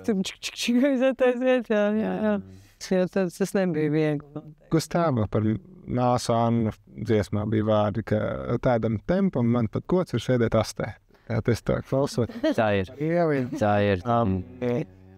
Labi, neburot drāmas un neprasot par jums pašiem konkrētus gadījumus, bet iz jūsu pieredzi. Zinām, ka ceļošana ļoti... ļauj iepazīt citus cilvēkus, gan draugus, gan ģimenes locekļus, gan arī pašus tuvākos no ļoti dažādiem rakursiem, ļoti dažādās situācijās. Niķīši parastie, nogurumi, uztraukumi, bīstamas situācijas, iespuncīts un vēl viss kaut kas gribās pagulēt. Tā joprojām. Jūsu ieteikums, kā nesakašķēties ceļojumā, kas ir tas, kā spēt nolikt malā, atslēgt tās kaut kādas mikroegoismas tajā brīdī.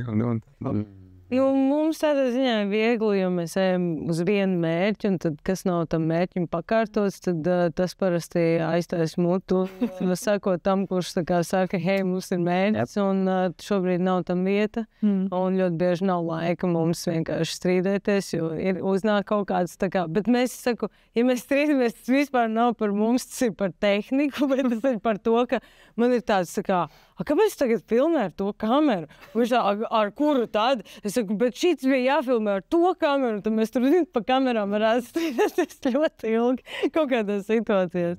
Bet jā, dažreiz arī ir jāapstrīdās. Dažreiz ir jāapstrīdās un jāpasaka un jāparāda savu radziņu, jo mēs, piemēram, tā attiecības sākām, mums pret strīdiem nav tāds tabū. Mēs vienkārši izvēlamies, kur to darīt, kā to darīt. Bet strīdi ļoti bieži, ja tie nav vienkārši tu esi stulbs, tu esi arī stulbs. Ja? Bet ja tas kaut kādā ziņā risina kaut ko, kas ir sakrājies, kas ir vienam par to tomēr jāpasaka, tad labāk, protams, ir pateikt un vienreiz izstrīdēties, izraudāties, padomāt, paņemt to laiku. Un tad jau turpināt, varbūt tad būs pat laimīgāks tas ceļojums. Otra rakursa. Jā, jo tu nekad nezinās. Jo arī tas fakts, ka, piemēram, man liekas, ļoti bieži mēs pa bieži noklusējam, ko patiesībā domājam vai jūtam ceļojumos. Tā viens ar otru. Vispār arī ikdienā. Jo viens ir tas, ka es pieņemsim sev pieņēmusi uz visu dzīvi to, ka cilvēks otrs nekādā situācijā nezinās, kā es jūtos. Vai es kaut vai raudu, viņš pat nezinās. Es vienmēr pieņemu, ka viņš nezina. Tāpēc es vienmēr būšu ar mani strīdēties baigi fani. Es vienmēr atnāku un pasaku visu tā kā. Tātad es domāju, ka tu man pievērš. Baigi viegli. Tas tā kā viņa pasačā ir. Cik kā problēma ir tajā, ka tu tagad šitā izdarīsi. Ok, ļoti vienkārši. Jā, tad parasti jautāja, kā mēs to risināsim. Tu tagad tā kā, tu vai atvainosies, vai es iešu apvainoties. Tā kā ar mani tādā ziņā, jo es pieņemu, ka ir jāapsaka, cilvēkam ir jāzina kaut kas, ja man kaut kas neapmierina. Un tā man ceļojumos ir bijis, ka kaut kur pa mazu Oskars kaut kādās situācijās ir tā kā mani aizstāvēs. Man tajā Marokā bija grūtāk, tajā tirgu, kur tie vīrieši, viņiem vīriešu kults ļoti izteikts. Es kā sieviete tur jūtos ļoti jocīgi. Jo es tāda uzņēmīga, un kaut vai tu, piemēram, ej un runā, neviens ar tevi nerunā. Tā kā viņi skatās tikai uz viņu, sveicina tikai viņu, un tā. Un tad es vienā brīdī sajūtos, tā kā, zini, bija šī ārpus laivas, un man pietrūka tāds, kāds pieturētājs, tad bija šī stingrāk muguru, un tad man uznāca riktīgi skrēņas, un es Oskaram sūdzējos, un es teicu, bet man vajag tevi, lai tu esi ar mani, lai tu mani pasaki. Kā kaut kur pa vidu, uznāk kaut kāds, un tad, protams, es riktīgi izraudājos, operators mierīgi sēdēja. Jā. Un tad droši vien domāju, šitā jāfilmē, vai ne? Tā būs iekšā pēc tam, kad es runāju nepareizo kameru. Bet tas, kas, manuprāt, ir ļoti bieži vien tāda strīdu pamatā un varbūt kaut kur uzplaiksnīt ceļojumos, ir tās ekspektācijas. Ka mums īstenībā, mūsu ekspektācijas, ka būs tāds ēdiens, atnāks tāds un garšīgs viņš būs, un tās būs tā, bet tā bieži vien nav, un mums vajag tās tiešām bez ekspektācijām kopā braukt, sarunāt tam pāri vīram ar sievu, arī draudzenei ar draugu, ka mēs bez ekspektācijām. Kāds ir? Es neesmu vainīgs, ka šeit kafejnīca ir super ilgi jāgaida un tā tālāk, un viņi arī tā nav vainīgi vai kaut kādas situācijas. Un šīs, piemēram, rotas maksā dārgāk nekā viņām vajadzētu. Vai arī kaut tāda situācija. Es izdarēju visu nav. Jā, piemēram tā, vai arī te nav pilsētā, kur paēst, un tam mums vienkārši kaut kas cits jādomā.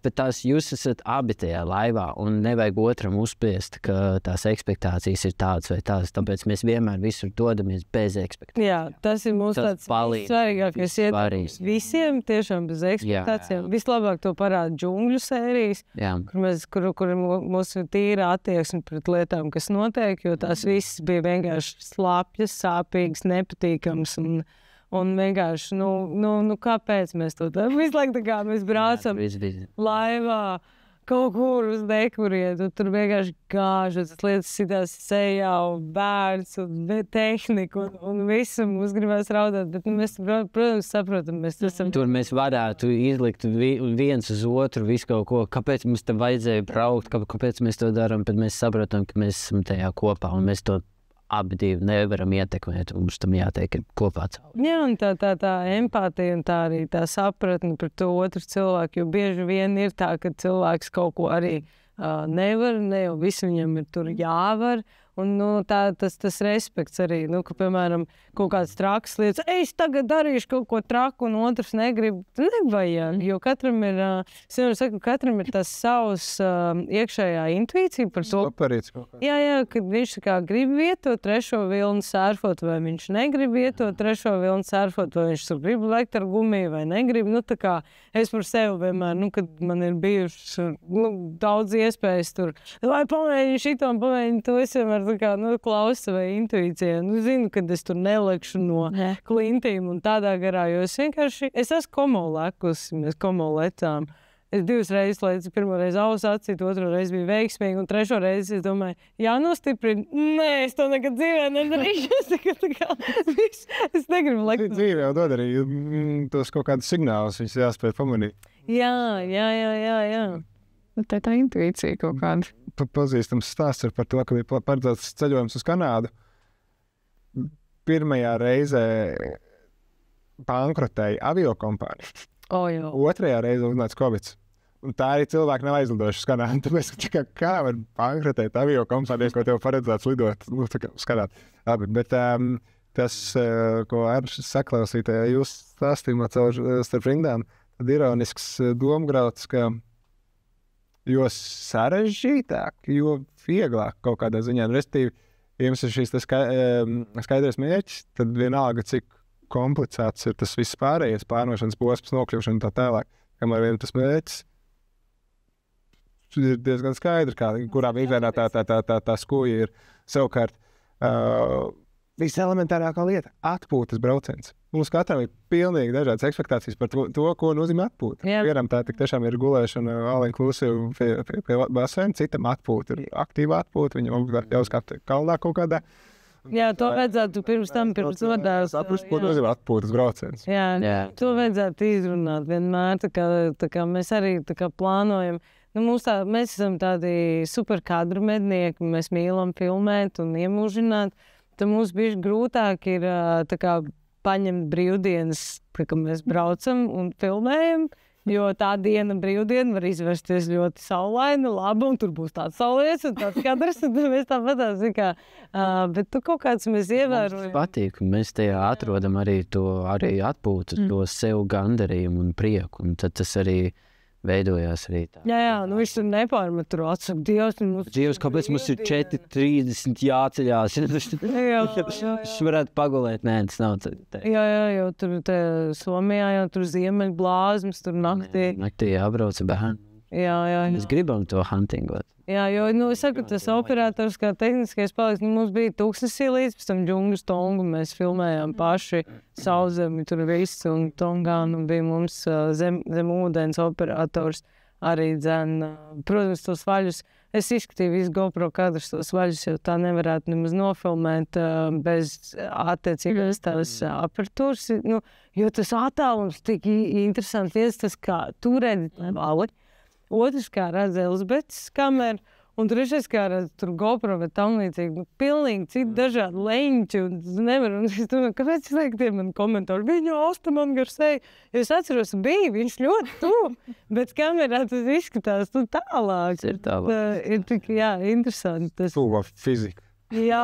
Gaismu, un viņš šitais. Nē, bet tas tik interesanti. Man liekas, tos visus okeāni, tur tās zemūdens traumas un kas tur vēl nebija tādas, okeāns vispār crazy ir.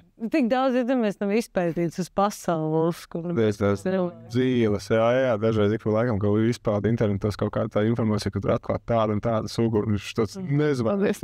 Kaut kāds pilnīgi stipulēties kaut kādā krastā. Vēl iedomāties, kas tur ir. Jā, bet tur jau tu nekad nezini. Es saku, tās ir tās ekspektācijas. Mēs arī, kad tieši braucām pie Baltā vaļa, mēs labi, kā daram? Un tad mums pirmais, galvenais mieru, ekspektācija. Jā, nekādas ekspektācijas, tāds dialogs.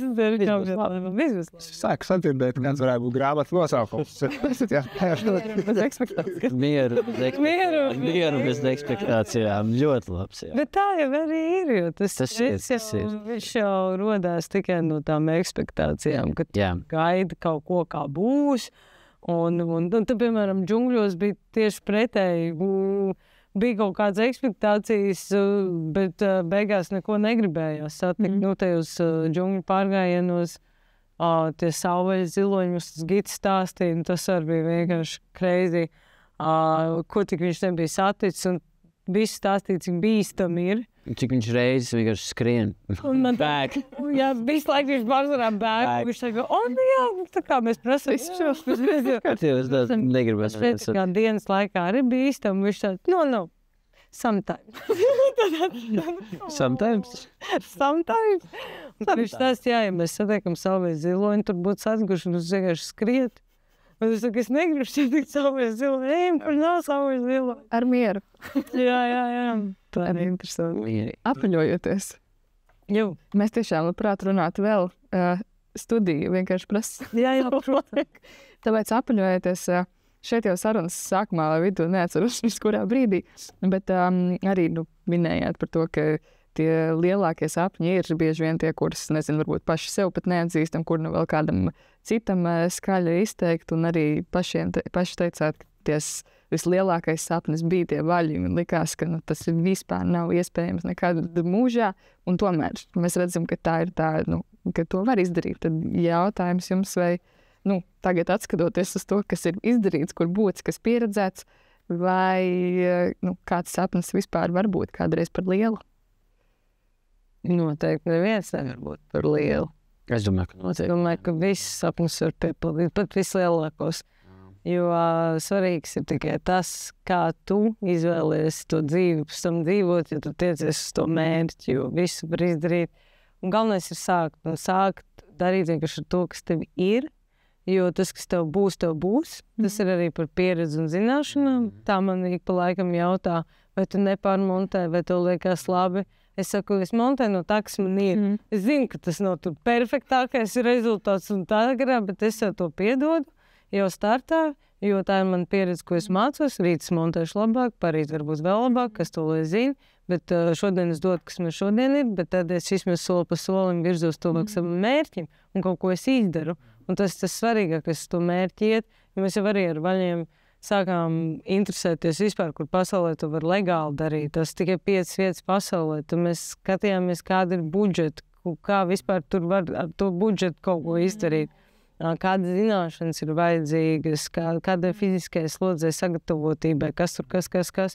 Un tā soli pa solim mēs jau arī trenējāmies Latvijā ilgstoši basēnos un elpas aizturēt un visu. Tā kā tur tas solis pa solim ir ļoti laba atslēga, kā virzīties uz kādu savu lielo sapni. Kaut kad dzīvē viņš piepildīsies, kaut kādā, mēs jau visi gribam, lai ātri piepildās. Bet viņš arī var piepildīties citādākās formās, un tā kā tie sapņi, jo, piemēram, mēs...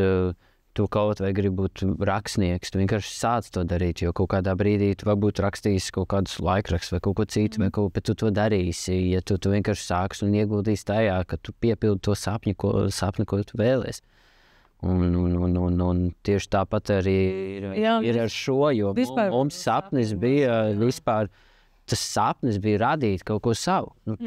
Primāri tas bija vienkārši, lai mums ir savs, ko mēs paši no A līdz Z, ka mēs esam izfantazējuši ideju, to noproducējuši, uzfilmējuši, pēc tam samontējuši un laiduši cilvēkiem. Tas lielākais sapnis ir tas īstenībā. Jā, mēs jau arī neko nemācējām. Mēs vispār neko nemācējām. Mēs kameru un profesionālu kameru mēs nopirkām Covidā 2020. gadā, pirms 5 gadiem.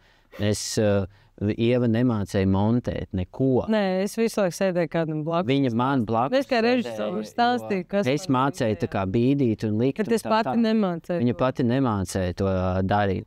Krāsot vispār arī kā krāsu gāmu video. Tagad viņš pat nenāk klāt. Pagaid, neej prom. Jā. Pagaid, tagad tu izēj ārā, es savotēšu. Jā, un tā kā tas ir viss, ir vienkārši cik tu esi gatavs tajā ieguldīt un strādāt tam mērķim, tam sapnim, jo viss ir iespējams. Jā, un sākumā jārēķinās, ka būs ļoti daudz, protams, kļūdu, ka mēs iesim visu laiku cauri. Mēs ar Oskaru, kamēr iemācījāmies vispār nodot materiālu. Mēs cik daudz vispār, es arī filmēju, es nekad nebiju domājis, Nekad nesapratu, kas ir kaut kādi forma. Ekspozīcija, kaut kāds formāts, kaut kas lādāt. Izrenderiet. Bet kino formāts, televīzijas. Kā producents sarunāja kino, kad kino nāca pretī ar šo tā kā saudabīgo projektu, kad kino, un tas, ir kolosāli pirmā pieredze bērniem. Jā, kino. Sapni ar mazo atnākt uz kino, jo mums tieši, kad pirmā sezona gāja, tad visas tās sērijas gāja arī kino. Mums gan nepietika laika, tur baigi noreklamēt to visu, bet bija, kas tiešām nāca un tā pirmā kino pieredze tiem bērniem. Un viens ir tas, ka tu sarunā, ka, forši kino rādīsim, un otrs tad sākās tehniskā puse, un man saka, mums viss jāpārformē. Ka tev DCP ir, un skopu tu man atsūti, man tāds, kas tas tāds? DCP, kur to dabūt? Man vienkārši kā man kā producentam viss jau sūta, un man tās atbildes nav, un es tā kā, tas ir šis. Tad tu sāc izglītoties, un tu mācies, un tad tu uzzini, un citi. Tas, ko mēs pavadām brīvos brīžos, mēs ļoti daudz arī izglītām. Jā. Tajās sfērās, kas mums tiešām interesē. Un tas ir forši, ka tu atrod dzīvē varbūt kaut kādu tādu lauku, jo ne tikai, protams, aktieriskais, mēs jau arī, es pagājušo vasaru montējot un braucot, vēl paspēju nofilmēties 4 kino projektos, kas kaut kad iznāks, kaut kur jau man varēs pamanīt. Es to nelielos, man nav laika, bet ir fakts kā tāds, ka tu arī to paspēji. Jo man bija vēl vācu seriāls Sisi, un tur bija jānofilmējās, laikam, paldies Dievam, angļu valodā, ne vācu valodā. Jūsu draugi rāda skatās, varbūt, ka šo te sarunu, tad viņiem tā. Jā. Es neesmu tikāšies. Mīlam. Nē, mīlam jūs. Jā, mēs jau mūsu draugi tādā ziņā ir ārkārtīgi atbalstoši, un viņi saprot, un mūs tiešām no visa, kā viņi var mūs atbalsta, jo ir forši, ka viņi arī piedalās tajā un tic tajā idejā, un viņiem pašiem arī ir bērni, un tad, kā, viņi jau saprot, un vieglāk jau tie, jau tā kā tie draugi, kam ir bērni, tad jau viss jau tā vienā laivā, tur tās pašas problēmas jau ir, un katram jau vienmēr būs. Bet es saku, katram jau vienmēr ikdiena, rutīna, visiem ir visādas problēmas un visādos līmeņos. Svarīgi ir atrast tajā, ko tu tiešām vēlies un kas tevi dara laimīgu, un varbūt tikai tam koncentrēties, jo mums cilvēkam īstenībā vajag tik maz. Tik maz. Mums īstenībā tā laime tieši sagādā socializēšana vai ģimene vai mīļotajiem, un tas, ka ģimenē viss ir kārtībā, tas dod laikam vislielāko to pamatu tam, ka tajā arī ir visvairāk vērts, man liekas, ieguldīt. No visiem līdzekļiem, ko tu varbūt tur gribi kaut kādu mašīnu un tam līdz. Priekš kā? Tā kā forši, protams, ir stilīgi, tur jauns telefons un tā. Bet man liekas, stilīgāk ir, ka tu vari sevi justies pārliecināts, ka tev viss ir kārtībā. Tā ir burvīga lieta arī tieši, ko sajust caur ceļošanu. Jo, lai kāds ceļotājs nebūtu, bet kamēr tu esi uz vietas, Latvijā vai kādā citā zemē, kas ne tev māja zem, kaut kā nemanot, bet tomēr ievelk. Tas, ka viņiem tiešām ir tāds telefons, man jau tā kā vajadzētu nomainīt, un vai tur nav laiks domāt par pajumtu, neaizbrauc uz kādu mebļu veikalu un tā tālāk. Kad tu ceļo, tad tiešām domā par tām pamatlietām, kur es ēdīšu, kur es gulēšu šonakt, kas būs tev un cilvēku apkārt. Iespirkst pajautāt. Arī, jā. Mums ir Lai viss tas, ko jūs uzstāstījāt, lai viss tas, ko jūs izstāstījāt mums, vai saredzat, ka būtu iespējams uz sapni ar 2 mazajiem, vai uz sapni ar 3 mazajiem? Es domāju, ka jā, mēs esam burvīgi sapņojuši ceļā ģimenes, kuriem tiešām tas ir iespējams, protams. Ceļo, tas ir vienkārši mēs viņiem pieejam klāt. Jā, ir tādi visādi piemēri. Ģimenes pasaulē, kuras, piemēram, ir viena ģimene, kas ar jahtu tikai ceļo par okeānu. Viņiem ir 2 mazbērni, viņi tikai ar jahtu brauc. Viņi tos bērnus ir iemācījuši kā dzīvesūdi. Lec no lainas, tas ir maziņas, viņi tur lec ņurga, liekas. Dzīvot. Un vienkārši daudz ģimenes, ko tu vari atrast, kuras vienkārši ar vairāk bērniem dara vēl vairāk nekā, protams, mēs ar vienu un tā. Bet jā, tas vienmēr paliek es saku, tā kā Dievu jautājums, kā dostā būs. Tur jau mēs nezinām vēl. bet jā, tas mūs arī sezonas, kāpēc mēs liekam tā kā vislielākais sapnis, jo mēs nerindojam baigi, tā kā tagad tur būs trešā vai kā, bet mums, ja ir par ko runāt, vai kāda tāda tēma, ko mēs gribam pacelt, vai kā šajā, piemēram, tās bailes tiem lielākajiem sapņiem, kā tos piepildīt, tad mēs tā kā ejam uz to un gribam iedot, jo tā vienkārši ceļot un rādīt, kā mēs ceļojam, tā laikam nav tik liela mūsu interese, kā iedot to vērtību, kaut kādu padzināt vērtību ar kaut kādu to nozīmi, kaut kādu domu, kāpēc mēs to darām. Tad tikai piemēzot ar aci, bet varētu būt vēl kaut kādas lietas, ko jūs varētu gribēt nodot kaut kādā veidā. Kaut kādu vēl kādu sezonu parādīsies. Mums pāri palika gaiss, jo tūkstnes bija uguns, zeme bija mums džungļi un okeāns mums bija gaiss. Arī jūs daudz lidojāt. Pavasaris, jā, mēs daudz lidojām, bet tur man bija uzkonstruēts tas sapnis arī.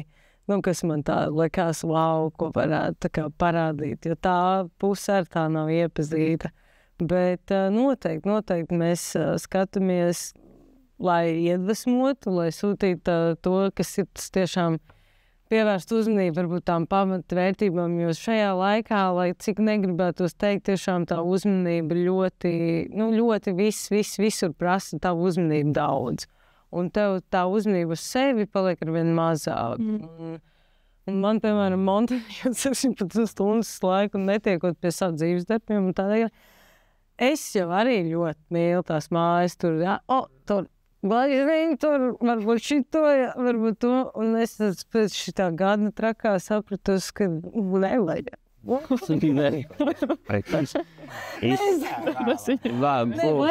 Vajag tikai tās lietas, kas patiesi tev iedvesmo, nolikt acu priekšā, lai ir. Jo tikko ir par daudz, tā arī viņas novērš uzmanību no kaut kā, kas varbūt nav. Un vispār māju sakārtot, slēdflauku sakārtot, ārā. Jā. Tā, šī vērtīgākais ir tomēr tas, kas ir neatņemams. Mašīna atņems, telefonu atņems, ķēde atņems, tās atmiņas un to sajūtu neatņems. Man ļoti patika noslēdzošā epizode, noslēdzošie vārdi, nevis kaut kāds klišejiskais domu grauds vai kaut kāda atziņa, visu kopā savēlkot, bet vārdi, Leonard, es tev mīlu, priekškurs, pum. Jā. Tas tāds dienas grāmatas paraksts beigās, kas jums paliks, kas dēlam paliks, kas nākamajām paudzēm priekšpaliks, un paldies, ka arī mums paliks. Ja mēs tāds iedvesmoties. Paldies par sarunu. Paldies. Kopā būšana būs ļoti prieks. Jā, GO3, kas vēl nav redzējuši? Jā, GO3. Rāda GO3. Jā, var skatīties. Viss pēc kārtas. Es zinām uz rīņķinēm. Pieprasa uz bērnus. Pieprasa uz rīņķi, jā, droši. Sāldums gaidām, protams. Jā. Te iekšā ir šokolāde. Jā, tur šokolādes ir. Tad tu gribās visu laiku tas klādīt dabūt un mazās pēdiņas apēst. Tas, kad piedzimst bērns, tad visiem nenormāli patīk tās bērns pēdiņas. Visi saka, viņš gribētu apēst. Nādīja spēja. Jā, šito es nācu. Vai šito? Jā. Paldies jums. Paldies par uzēšanu. Paldies. Mēs tiekamies jau nākamajā epizodē pēc jaunadēļām. Jā. Pekā.